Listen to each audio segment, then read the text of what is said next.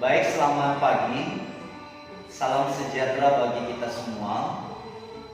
Semoga kita dalam keadaan sehat. Perkenankan saya untuk memperkenalkan diri. Nama saya adalah Samuel Guru. Saya adalah mahasiswa PPG dalam jabatan angkatan ketiga LPTK Universitas Negeri Malang. Saya akan melaksanakan uji kinerja atau UKIN di sekolah SMP Negeri 3 Manimaler, Kabupaten Nia Selatan, bersama dengan siswa-siswi kelas 7. Demikian saja perkenalannya. Terima kasih.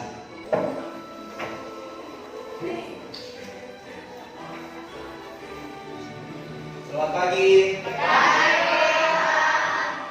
Ya, bagaimana kabar hari ini?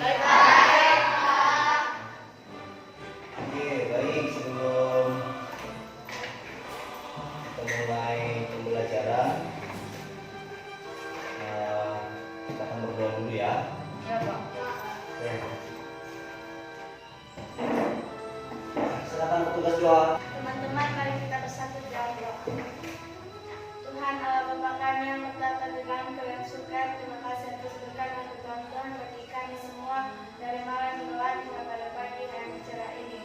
Tuhan, sebentar ini kami akan memulai pelajaran kami. Engkau berkatilah pelajaran kami dari awal, pertengahan hingga sampai akhirnya nanti. Tuhan, inilah doa anak-Mu yang sangat singkat. Haleluya, haleluya, amin. Amin. Oke, baik, ketua kelas. Siapa yang tidak hadir hari ini, ketua? Ada semua, Pak. Oke, baik, sudah semua ya. Sebelum kita mulai, kita akan bernyanyi dulu. Kita akan bernyanyi. Saya mau tamu untuk berdiri. Saya berdiri semuanya. Dua, kami berdiri. Sudah, kami berdiri. Tiga, iya.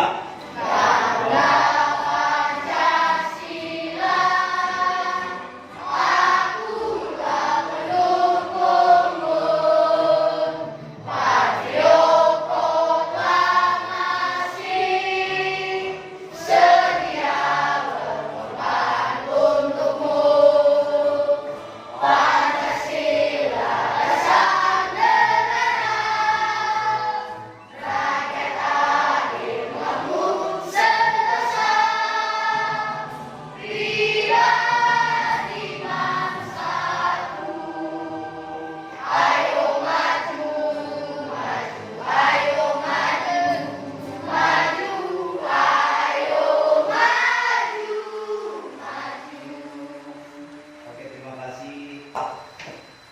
Itu yang harus anak-anak kami tahu supaya ke depan bisa berhasil. Nah, kemarin kita membahas tentang materi kita minggu yang lalu ya, kalau nggak salah kita bahas adalah letak dan luas Indonesia. Oke, saya mau tanya dulu. Kemarin kita bahas tentang letak dan luas Indonesia. Bagaimana kita bisa tahu letak dan luas Indonesia? Gimana kita bisa tahu? Di peta, ya. Jadi kalau kita mau melihat sebuah apa istilahnya itu lingkungan atau lokasi ya, lokasi, maka kita bisa tahu di peta. Itulah pembahasan kita minggu yang lalu tentang letak dan luas Indonesia. Nah, yang kita pelajari hari ini adalah tentang potensi sumber daya alam dan kemaritiman Indonesia. Nah, jadi sebelum kita masuk dalam materi potensi sumber daya alam dan kemaritiman Indonesia, nanti setelah mempelajari bab ini atau sub pembahasan ini, tujuan daripada pembelajaran kita yang pertama, siswa mampu menjelaskan potensi sumber daya alam berupa hutan di Indonesia. Yang pertama, Yang kedua, siswa mampu mengidentifikasi jenis-jenis hutan di Indonesia. Yang ketiga, siswa mampu menganalisis sebab terjadinya penurunan wilayah hutan di Indonesia. Kemudian yang keempat, siswa mampu menjelaskan fungsi atau manfaat hutan. Kemudian siswa mampu presentasi berdiskusi tentang potensi sumber daya alam di Indonesia. Dan terakhir, siswa mampu menggambar peta persebaran hutan hujan tropis di Indonesia. Nah, yang kita bahas ini hari ini adalah tentang potensi sumber daya alam. Saya mau tanya dulu, salah satu sumber daya alam yang kalian tahu apa? Sumber daya alam. Sumber daya alam itu seperti apa? Yang kalian tahu? Sumber daya alam. Salah satunya apa contohnya? Hutan. Apa lagi? Sumber daya alam. Perkebunan, tumbuh-tumbuhan, ya. Nah, jadi itu adalah hutan, ya. Potensi sumber daya alam itu salah satunya adalah hutan. Nah, potensi sumber daya alam Indonesia dapat dilihat dalam beragam bentuk, ya. Potensi dapat dilihat dalam beragam bentuk. Yang pertama itu adalah air. Itu sumber daya alam. Itu bukan buatan manusia, ya, tetapi sumber daya alam. Yang kedua, tanah. Nah, tanah juga adalah salah satu sumber daya alam. Yang ketiga, udara. Sekarang udara, oksigen kita bisa hirup, ya. Yang berikutnya batuan, kemudian hutan, bahan tambang, dan lain sebagainya merupakan bentuk sumber daya alam. Nah, jadi anak-anak kami harus tahu sumber daya alam itu apa. Sumber daya alam tadi apa? Salah satunya air, udara, dan lain sebagainya. Nah, kemudian potensi sumber daya hutan. Yang pertama, potensi sumber daya hutan tadi.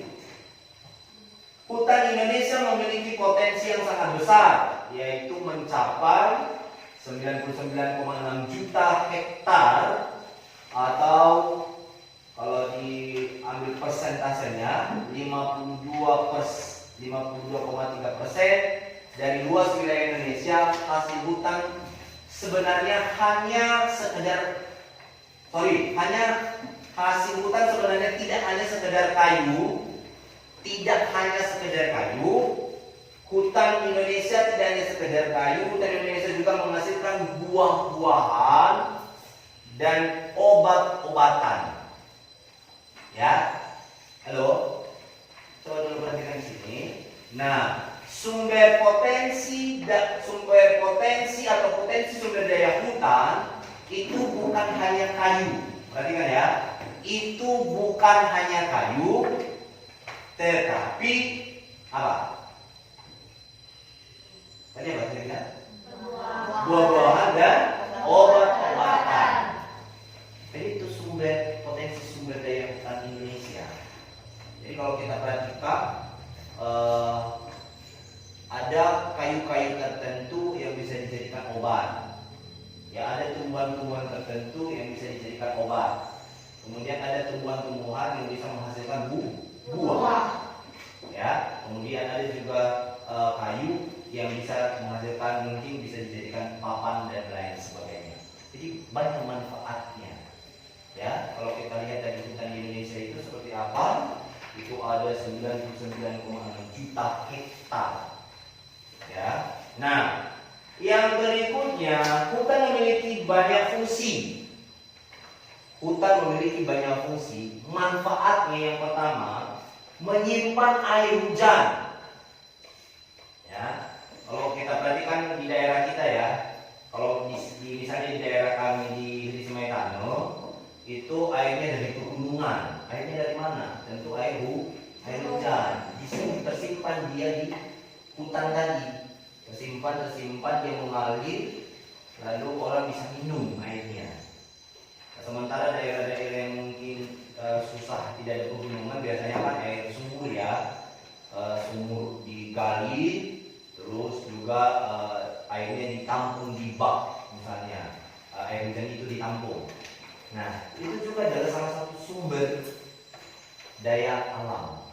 Nah, itu tadi manfaatnya. Yang berikutnya tempat hidup bagi flora dan fauna. Ya, flora dan fauna.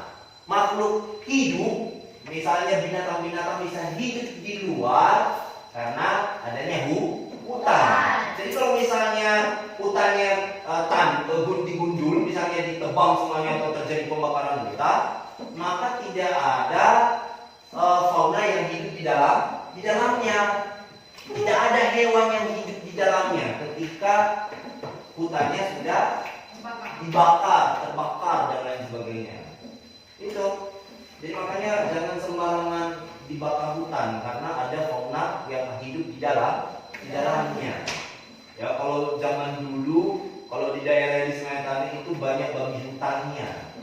Sekarang tidak ada lagi kan? Karena kenapa? Semuanya dibuka lahan, tidak ada lagi hutan yang kosong, semuanya sudah dibuka untuk ditanami tanaman-tanaman yang lain, misalnya tanaman jagung, apalagi itu ya, kelapa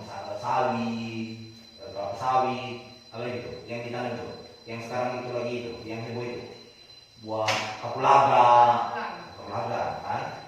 Nah itu, jadi hutannya dibabat sehingga ditanami tanaman-tanaman, misalnya kapulaga dan lain sebagainya.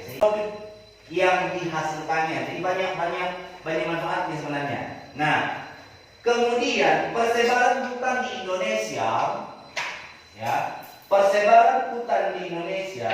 faktor yang mempengaruhi keanekaragaman tumbuhan-tumbuhan di Indonesia adalah banyaknya hutan. Jenis-jenis hutan tersebut antara lain hutan-hutan tropis, hutan musim, hutan sabana, dan hutan bakau. Ya, itu. Ya, persebaran hutan di Indonesia itu kenapa bisa terjadinya persebaran hutan? Faktor yang pertama tadi keanekaragaman tumbuhan di Indonesia adalah banyaknya hutan. Jadi kalau kita lihat tadi berapa persen? 53, berapa? Tadi saya bilang berapa? Nah, 52,3%. Ya, bayangkan 99,6 juta hektar luasnya. Ya, nah itu. Ini makanya jenis-jenis hutannya bermacam-macam. Nah, yang pertama, hutan hujan tropis.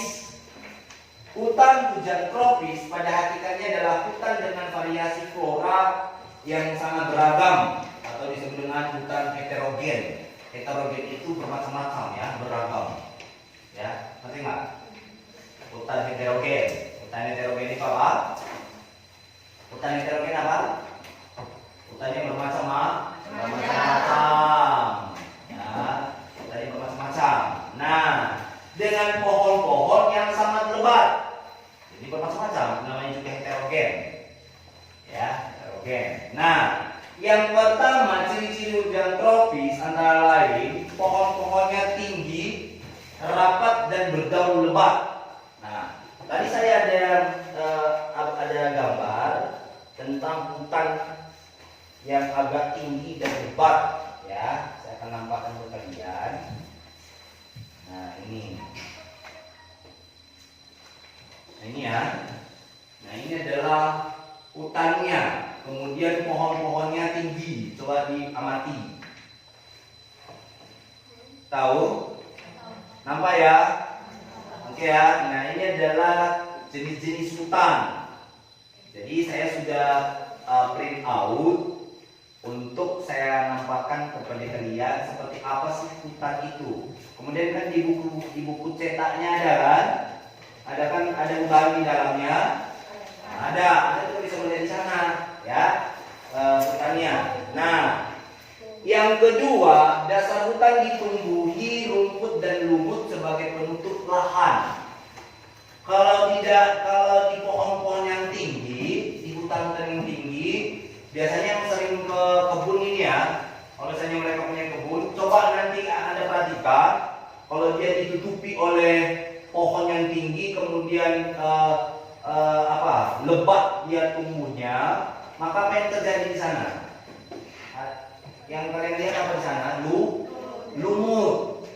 Kalau dalam bahasanya lumut apa? Meme. Pernah kalian lihat meme? Pernah ya? Karena kenapa bisa tumbuh lumut? Karena sudah ditutupi oleh pohon.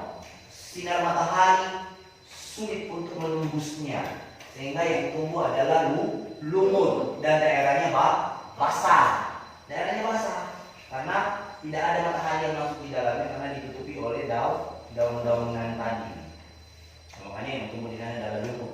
Nah, yang berikutnya sinar matahari tidak dapat menembus dasar hutan. Udara di sekitarnya sangat lembab, terjadi di daerah curah hujan tinggi. Nah, itu seperti yang saya katakan tadi. Artinya bahwa karena daerahnya tumbuhannya tinggi, lebat, terus matahari juga susah untuk menembus, kemudian daerahnya juga lembab. Tahu lembab? Tahu nggak lembab? Nggak tahu. Lembab itu daerahnya basah, ya. Kalau misalnya nanti kita lewat hutan yang agak lebat kan, tahu nggak? Kan hutan lebat gitu kan, biasanya kan dingin daerahnya kan, dingin. Terus ditumbuhi dengan lumut-lumut. Nah, itu daerah lembab. Ibaratnya daerah basah, ya. Itu yang disebut dengan daerah lembab. Mana tahu nanti ditanya daerah lembab itu apa, ya? Yang kalian harus tahu daerah lembab itu apa. Oke, masih semangat? Masih. Nah, sebaran hutan hujan tropis di Indonesia terdapat di Sumatera, ada di Kalimantan, ada Jawa Barat, Sulawesi Utara, dan Maluku Utara, dan Papua. Termasuk kita yang di Nias ini berada di daerah mana? Di pulau mana kita berada? Di Pulau Sumatera. Di Pulau Sumatera. Ya. Indonesia itu terbagi dalam 5 pulau. Salah? Tahu 5 pulau? 5 pulau terbesar Indonesia apa? Ada yang tahu? 5 pulau terbesar Indonesia ada yang tahu? Gimana? Nggak tahu?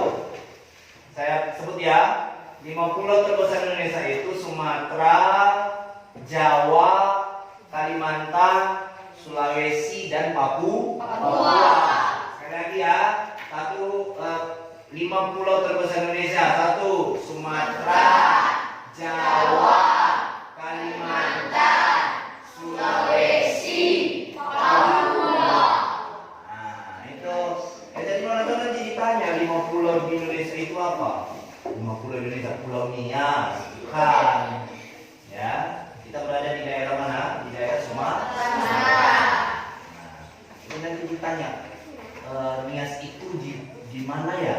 Daerah mana ya? Pulau mana ya? Nah, saya ada di Pulau Sumatera. Nah, yang berikutnya perhatikan dulu, coba perhatikan. Nanti saya tanya ya. Halo Mela, nanti saya tanya ya. Yang saya jelaskan ya. Tanya fokus dulu. Oke ya. Nah.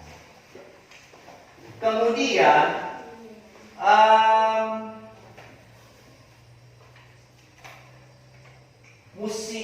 hutan musim. Kalau tadi yang di awal itu adalah hutan hujan tropis, sekarang hutan musim. Nah, hutan ini sering dinamakan hutan homogen.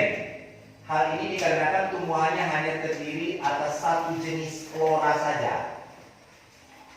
Oke ya.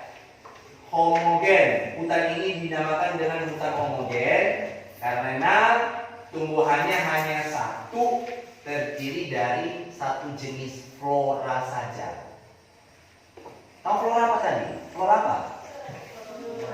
Mana tahu? Flora apa? Nanti beda. Flora fauna. Fauna yang mana ya? Hewan atau tumbuhan? Hewan. Yang mana hewan? Fauna. Tumbuhan? Flora. Oke, harus jeli ya, karena hanya dua kata, tetapi maknanya berbeda, artinya berbeda. Takutnya nanti faunanya dijadikan flora, floranya dijadikan fauna. Iya kan? Nah, seperti itu, harus hati-hati. Ya, jadi harus jeli. Makanya pelan-pelan saja, tidak usah tergesa-gesa, relax aja, santai saja ya. Nah, yang pertama, pohon-pohonnya lebih jarang dibandingkan hutan hujan tropis. Artinya pohonnya jarang, maksudnya tahu nggak pohonnya jarang maksudnya tahu? Maksudnya di situ jarang tumbuh, misalnya satu di sini kita dapat, terus kosong, itu rumput saja. Kita berapa meter lagi baru muncul lagi. Beda dengan hujan tropis tadi kan, semuanya berderet tumbuh-tumbuhannya atau pohon-pohonnya. Beda kan ya? Beda kan heterogen dengan homogen. Hutan heterogen dengan hutan homogen. Nanti saya tanya, hutan heterogen itu seperti apa, dan hutan homogen itu seperti apa? Jadi harus bisa bedakan. Hutan heterogen artinya bermacam-macam tumbuhannya di dalam. Kemudian daerahnya lembab. Nah, lembab itu seperti apa? Basah. Basah. Nah, yang kedua homogen, tumbuhannya jarang. Ya, tumbuhannya jarang. Jadi harus jeli di situ, dipahami. Makanya didengarkan, kalau kita simak supaya nanti bisa Anda komunikasikan kepada saya. Ya. Berdasarkan fungsinya ada 4 ya. Yang pertama hutan lindung. Hutan lindung adalah hutan yang berfungsi menjaga kelestarian tanah. Itu hutan lindung. Ya, hutan lindung dan tata air wilayah. Kemudian hutan suaka alam, kawasan hutan yang karena sifatnya yang khas diperuntukkan secara khusus untuk melindungi alam. Ya, jadi ada hutan lindung dan yang kedua ada hutan suaka alam. Sementara hutan wisata, hutan yang diperuntukkan untuk dibina dan dipelihara guna kepentingan pariwisata. Nah, jadi misalnya daerah-daerah pariwisata, misalnya daerah pariwisata yang ada di Maniamala ini di mana? Maniamala. Siapa yang pernah ke Sumbang Behe? Siapa yang pernah ke Sumbang Behe Sokowal? Ada yang pernah ke Sumbang Behe? Nah, soalnya kalau itu dilestarikan, kalau itu dilestarikan, ya, dilestarikan itu bisa jadi tempat orang berwisata, ya. Tapi karena tidak dimanfaatkan dengan baik, ya, makanya Sumbang Behe itu orang jarang berkunjung. Kemudian yang kedua adalah sarana prasarananya. Jalan yang ke sana itu seharusnya dibangun supaya orang bisa sampai, bisa melihat daripada pantai Sumbang itu. Nah, itu ya. Nah, yang berikutnya hutan produksi. Hutan produksi berfungsi sebagai penghasil kayu, non kayu seperti hasil industri dan obat-obatan. Nah, seperti yang kita jelaskan tadi di awal, bahwa fungsi hutan itu tidak hanya memproduksi kayu, tetapi dia memproduksi buah dan obat-obatan. Nah, itulah fungsi daripada, ini saya suruh ke depan ya. Tapi saya lihat kau kayak cacing kepanasan. Nah, ya, fokus dulu. Nah, yang berikutnya beberapa macam bentuk kerusakan hutan antara lain. Ya, perhatikan. Beberapa macam kerusakan hutan antara lain kebakaran hutan. Kenapa bisa terjadi kebakaran hutan? Itu ulah siapa? Manusia. Ya, mereka membakar hutan sembarangan. Itu ulah manusia. Sehingga apa yang terjadi? Tanahnya tandus, flora faunanya hancur, ya, semuanya punah, mati karena ulah manusia. Nah, jadi seharusnya di sini masing-masing kita, ya, harus bertanggung jawab, ya, harus bertanggung jawab pada alam.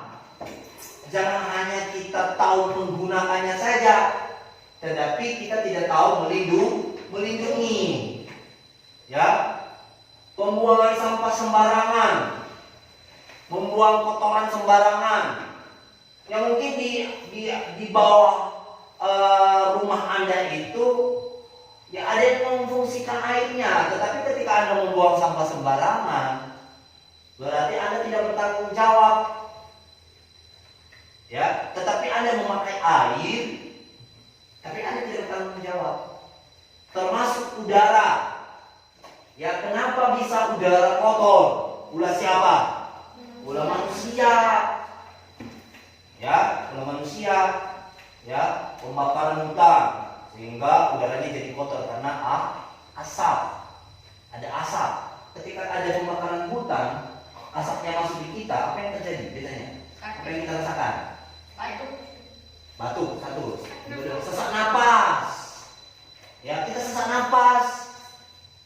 Kalau misalnya dia asapnya banyak, kita sesak napas, batuk, bisa membuat kita jadi sakit. Nah itu semua adalah ulah manusia, bukan ulah siapa-siapa. Kalau keadaan alamnya seperti ini, itu bukan ulah siapa, bukan ulah siapa, ulah kita sendiri. Kalau terjadinya banjir, itu ulah siapa? Ulah kita sendiri. Kan kenapa? Misalnya ya, saya perhatikan kemarin waktu saya mau antar anak saya itu ke sawah. Saya lihat sepanjang jalan mau ke daerah sawah itu kan ada sungai kan. Kalau kita kesana kan sebelah kanannya kan ada sungai. Saya perhatikan sungai itu ada pohon yang ditebang, buangnya di mana? Di sungai. Ya, artinya terjadi hujan, maka banjir. Ada material-material dari atas, ada potongan-potongan pohon pisang, batang pohon pisang dibuang di situ, akhirnya dia bawa. Karena ada penghalangnya tadi kayu-kayu yang dibuang itu sehingga dia tertahan, makin tertahan, makanya dia airnya makin deras juga arusnya, makanya dia nggak bisa tembus sampai ke bawah. Apa yang terjadi? Airnya meluap, akhirnya terjadi banjir. Ulah siapa lagi tuh? Manusia. Nah, jadi dalam pelajaran ini harus bertanggung jawab ya. Mulai sekarang dan sampai nanti kalau ada sampah diselokan, tahu selokan? Bata. Cilea. Nah, diselokan itu diambil pungut, buang. Biasakan untuk kumpulkan bakar aja sampahnya. Jangan dibuang sembarangan karena bisa jadi nanti sampah 1, 2 menumpuk dari atas 3 menumpuk dia terbawa oleh arus air, dia mengendap, dia tertahan, akhirnya apa yang terjadilah banjir. Jadi usaha siapa lagi tuh? Usaha manusia. Ya, jadi kita harus bertanggung jawab. Yang kedua, penebangan hutan secara liar. Nah, ini juga penebangan hutan secara liar. Kenapa bisa terjadi longsor? Karena penebangan hutan. Ya, makanya longsor. Karena kayunya, pohonnya dipotong, ditebang sembarangan, sehingga akar-akarnya kan membusuk. Maka terjadi hujan, maka airnya masuk. Makin lama, makin dalam dia masuknya, maka tanahnya jadi longsor. Nah, itulah akibat daripada longsor itu karena penebangan pohon sembarangan. Makanya jangan suka tebang pohon sembarangan supaya tidak terjadi longsor. Ya, seperti tadi yang kita bahas tentang potensi sumber daya alam dan kemaritiman Indonesia. Kalau misalnya ada yang mau dipertanyakan, saya berikan waktu. Kalau ada yang mau ditanya.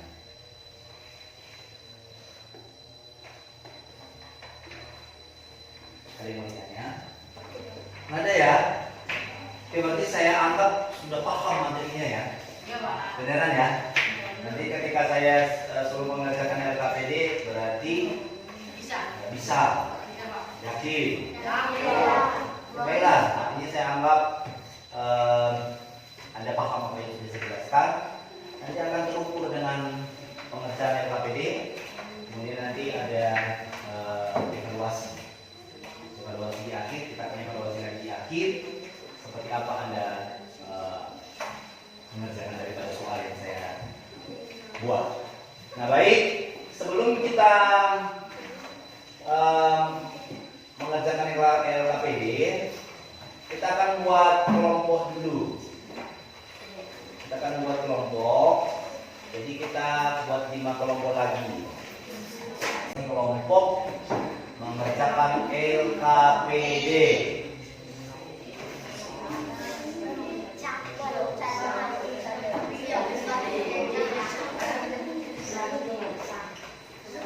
Saya tidak membutuhkan suara ya, tapi yang saya butuhkan Anda benar-benar mengerjakan diskusi pribadi. Ini saya buka saja. Satu aja nanti hasilnya ya. Satu aja nanti hasilnya.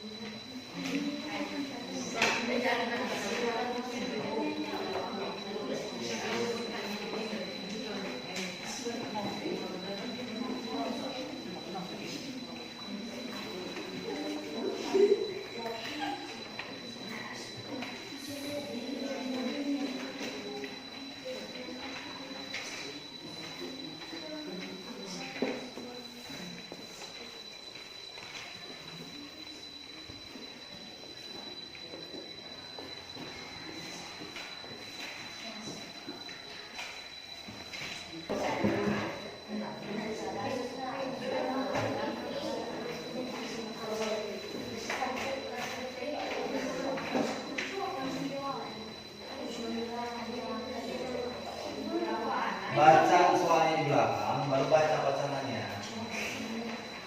Baca soalnya.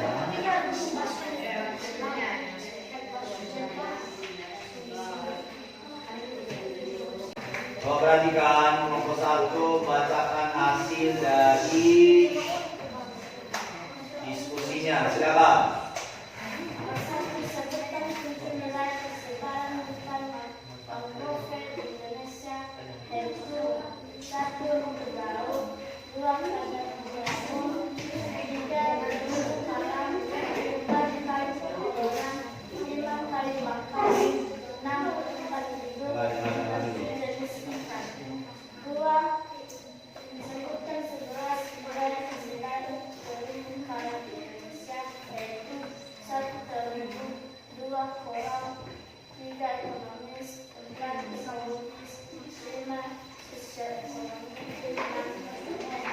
Oke, tepuk tangan untuk kelompok 1.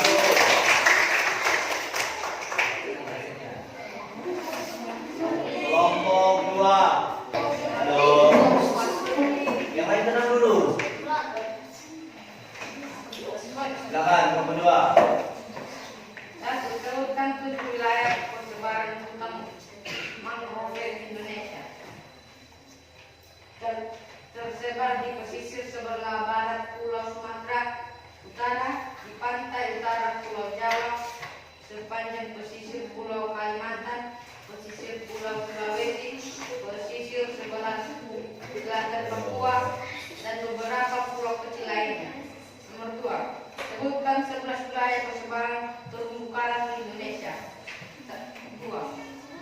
Kepulauan Kai, Kepulauan Aru, Kepulauan Haluman. 3. Sebutkan masing-masing manfaat hutan mangrove dan terumbu karang Indonesia. Memanfaatkan kayu bakar. Sudah. Oke, tepuk tangan untuk kelompok. Ya, sekali lagi ya. Kesimpulan dari materi yang kita bahas hari ini adalah potensi sumber daya alam dan kemaritiman Indonesia. Ya, potensi sumber daya alam itu salah satunya adalah air, udara, hutan, tanah, dan lain sebagainya. Ya, itu adalah potensi sumber daya alam. Sementara di sini ada faktor yang mempengaruhi keanekaragaman tumbuh-tumbuhan di Indonesia. Yang pertama, hutan hujan tropis, yang di sana hutan tropisnya adalah hutan dengan variasi flora dan faunanya, atau disebut dengan hutan heterogen. Ya, sekali lagi, hutan tropis itu adalah pada hakikatnya adalah hutan dengan heterogen atau variasi flora dan faunanya. Sebelum kita akhiri, kita akan melakukan evaluasi. Ya, kita akan melakukan evaluasi. Jadi nanti setelah evaluasi kita akan akhiri. Mungkin di situ nanti akan saya sampaikan tentang materi yang akan kita bahas minggu depan. Baik, sekarang kita akan masuk pada evaluasi. Ini saya sudah siapkan soal dan anak kami coba kerjakan sesuai dengan materi yang sudah kita sesuai dengan materi yang sudah saya sampaikan tadi. Oke ya? Baik.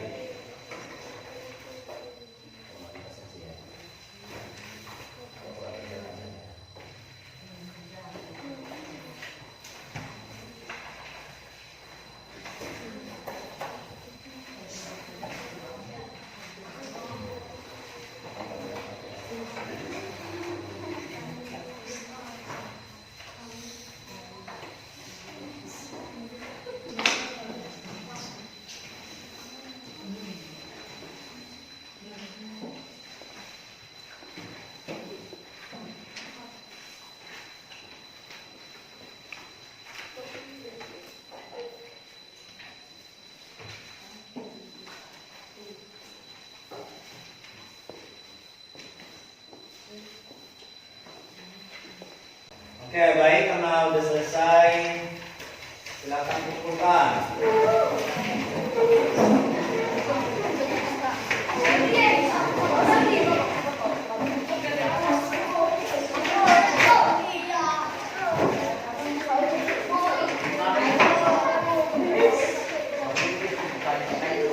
Untuk pertemuan kita minggu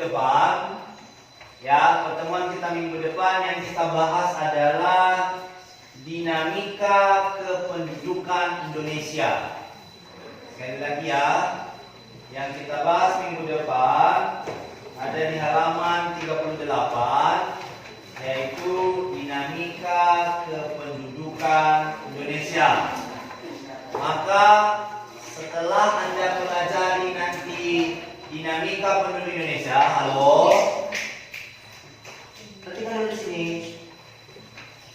Maka setelah nanti Anda membaca dinamika kependudukan Indonesia, maka di halaman 41, kalau perhatikan halaman 41 itu adalah aktivitas individu. Ya, aktivitas individu atau dikerjakan sendiri-sendiri, satu-satu orang. Ya, di situ ada kegiatan, di sana ada cari informasi, menjawab pertanyaan berikut terkait dengan persebaran penduduk Indonesia. Mengapa penduduk Indonesia sebarannya tidak merata? Yang kedua, apa saja dampak yang ditimbulkan akibat sebaran penduduk Indonesia yang tidak merata? Dan yang ketiga, bagaimana caranya agar penduduk Indonesia lebih merata pada masa yang akan datang. Nah, jadi nanti setelah selesai pembelajaran ini, maka tugas kalian di rumah adalah mengerjakan tugas individu di halaman 41, dan pada pertemuan kita berikutnya nanti maka tugas itu sudah selesai. Baik, mungkin demikian saja materi kita untuk hari ini. Perhatikan dulu, saya berharap supaya tetap semangat dan belajar sungguh-sungguh. Kemudian tunggu Bapak Ibu guru masuk les berikutnya. Baik, demikian, selamat pagi.